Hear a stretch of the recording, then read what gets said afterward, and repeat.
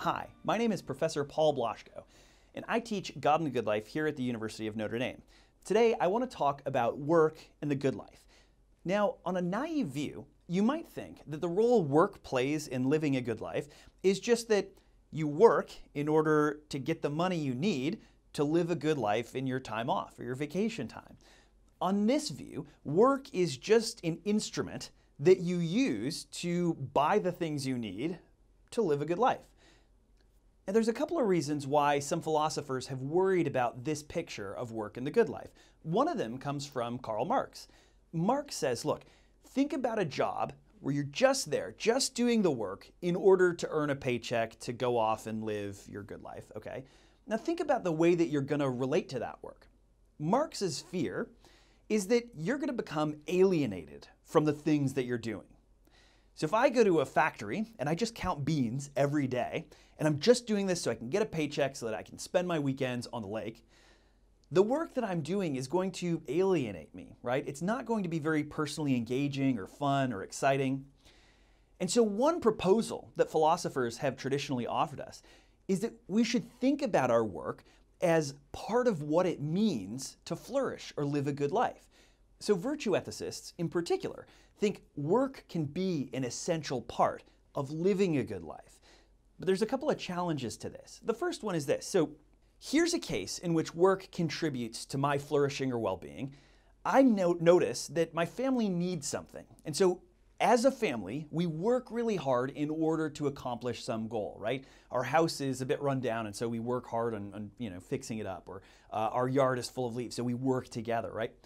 This work, because it's part of a common goal that I have with a particular community of people, can be very meaningful, right? Even if it's, manual labor, somewhat difficult, can be very meaningful for this community that I'm a part of.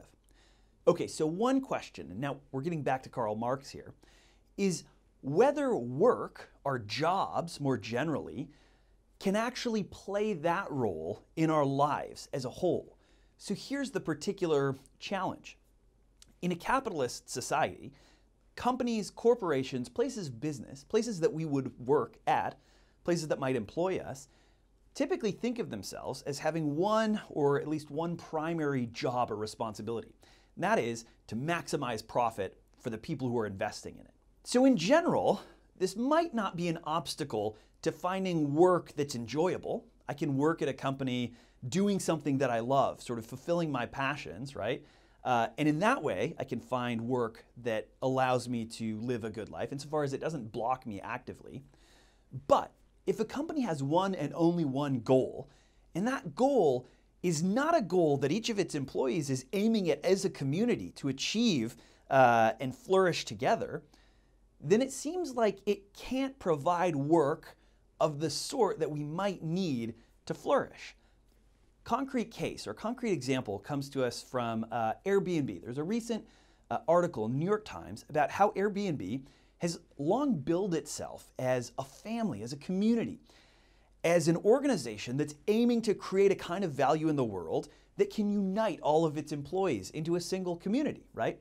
So in a way, Airbnb is an experiment. Can a corporation in a capitalist structure provide the kind of work that we might need to flourish, right?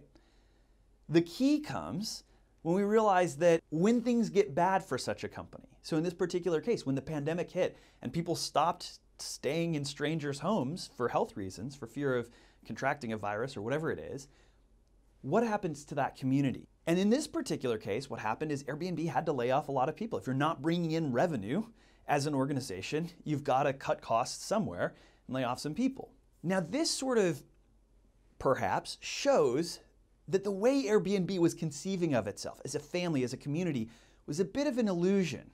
Because again, revert back to the family example. If my kids are not bringing in a profit, if we're struggling as a family, one option I don't have is to just lay them off. You can't fire family, at least, as part of your family. You can't do that. Instead, you've got to struggle through. You've got to set new goals, and whatever it takes, you've got to reach those goals. So if we think of the ability to set these common goals, these common goods, and achieve them as a unit, as somehow what unifies a community and allows that community to flourish through work, then you might just think it's not possible for companies or corporations to provide that kind of work for their employees or to build that kind of community. Now, maybe this is a bad thing, right? Because if work is sort of necessary to flourish as a person and capitalist corporations cannot provide this, then we live in a society or a structure that's creating obstacles or blocking our flourishing. On the other hand, you might think, no, we just shouldn't look to companies or corporations to play this sort of role in our lives. We should instrumentalize the work that we do there, but we should make sure that we have other work, maybe volunteering, or maybe work that we do as part of a religious community or as a family unit. There are other ways of working, and maybe we need to make sure that we're investing personal time and attention into those ways of working as well. So this isn't necessarily a critique of capitalism unless you think the only way to function and to flourish as a human being is to have work at a place of business, at an employer that provides this kind of meaning in life. On the other hand, it does really stretch us to think about what goes into flourishing and how we should incorporate our work, whatever sort of that covers, into our good lives.